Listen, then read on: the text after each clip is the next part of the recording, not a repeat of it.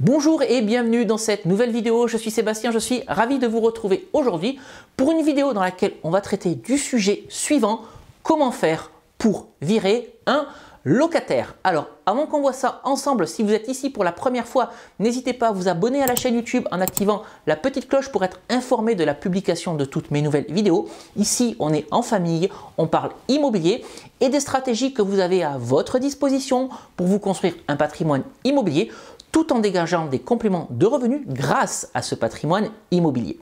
Alors venons-en au sujet du jour, comment faire pour virer un locataire? Quand on fait de l'investissement immobilier ou quand on veut se lancer dans l'investissement immobilier, l'une des principales craintes, c'est le loyer impayé et l'autre crainte, c'est la dégradation du logement. Alors avant tout, il faut savoir que ce sont des cas extrêmement rares. Malgré tout, quand ça arrive, eh bien, on est parfois embêté. Et je voulais également vous rappeler qu'en France, il y a uniquement 2% de loyers impayés.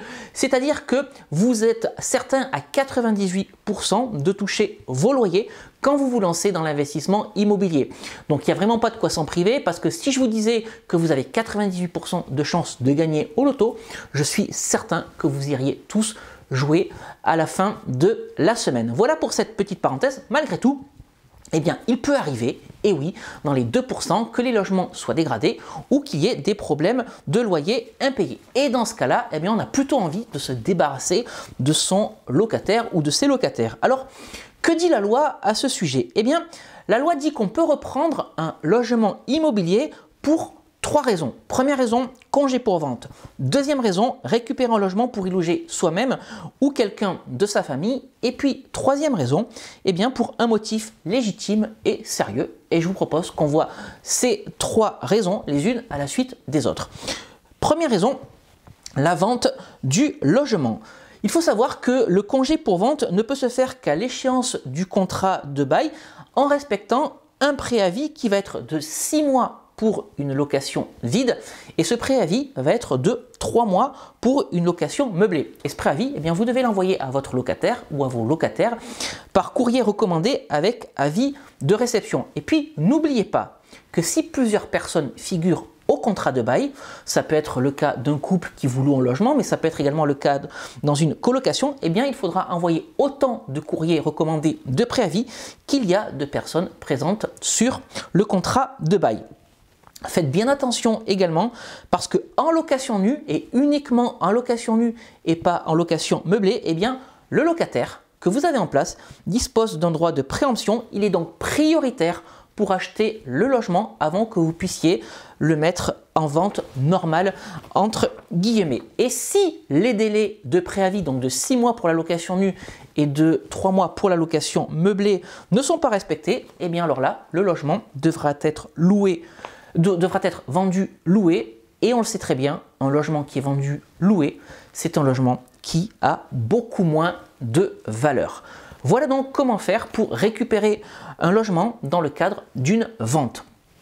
Deuxième possibilité, reprendre le logement pour y habiter vous-même ou le proposer à quelqu'un de votre famille. Le mode de fonctionnement est exactement le même. Vous devez envoyer un courrier recommandé avant l'échéance du bail, donc 6 mois pour de la location nue, 3 mois pour de la location meublée.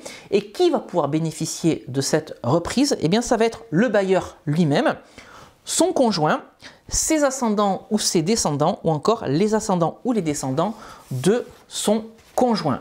Voilà la deuxième manière que vous avez de récupérer un logement pour y habiter vous-même, votre conjoint ou vos descendants et vos ascendants, et idem pour votre conjoint.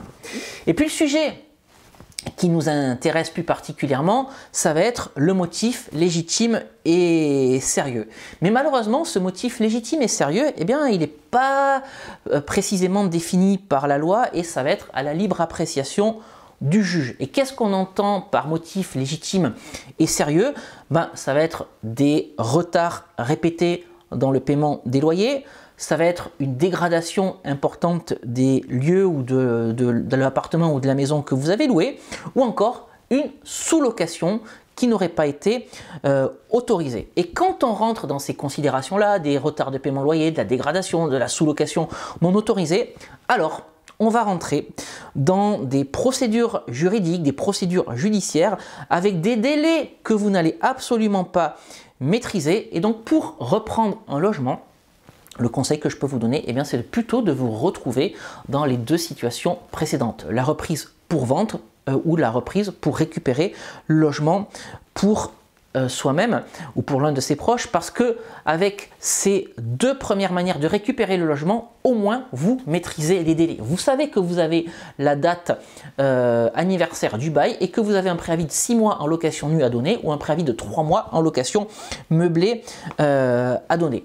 Et l'autre solution, eh ben, ça va être de faire de la location courte durée, parce que si vous faites de la location courte durée, vous savez que j'adore cette stratégie, ce mode d'exploitation, eh bien vous n'avez aucun loyer impayé, il n'y a aucun loyer impayé en location courte durée, ça c'est quelque chose qui n'existe pas. Le logement sera toujours disponible et surtout le logement sera toujours vide au moment de la vente, ce qui vous permettra de le vendre plus cher. Je le répète, un logement vide a beaucoup plus de valeur au moment d'une vente. Pourtant, je pense que si vous rentrez dans des problématiques de loyer impayé, de dégradation, etc. avec vos locataires en place, moi je pars du principe qu'il vaut mieux donner congé pour vente, donc c'était le premier chapitre de cette vidéo, ou la reprise qui était le deuxième chapitre de cette vidéo, plutôt que de partir dans des procédures judiciaires, dans des délais que vous n'allez pas maîtriser. Ça va durer 18 mois, ça va durer 24 mois, et pendant ce temps-là, non seulement vous ne savez pas ce qui se passe dans votre logement, ou encore pendant 18 ou 24 mois, eh bien, vous n'avez aucun loyer à mettre en face de votre crédit immobilier. Alors bien entendu, il va falloir prouver que vous avez vraiment l'intention de vendre le logement, que vous avez vraiment l'intention de reprendre le logement pour y habiter vous-même ou y mettre l'un de vos proches. Mais je pense que vous préférez reprendre votre logement pour le vendre, quitte à y habiter également pendant 6 mois, 1 an, ou y mettre quelqu'un de votre entourage pendant 6 mois, 1 an, plutôt que d'entamer une procédure, voilà, qui pourrait vous coûter cher en argent, parce qu'il y a des frais d'avocat et surtout il n'y aura pas de loyer en face de vos crédits immobiliers, et puis surtout vous allez partir dans des délais que vous ne maîtrisez pas. On sait tous que c'est ce qu'est la justice en France, c'est des délais abominables.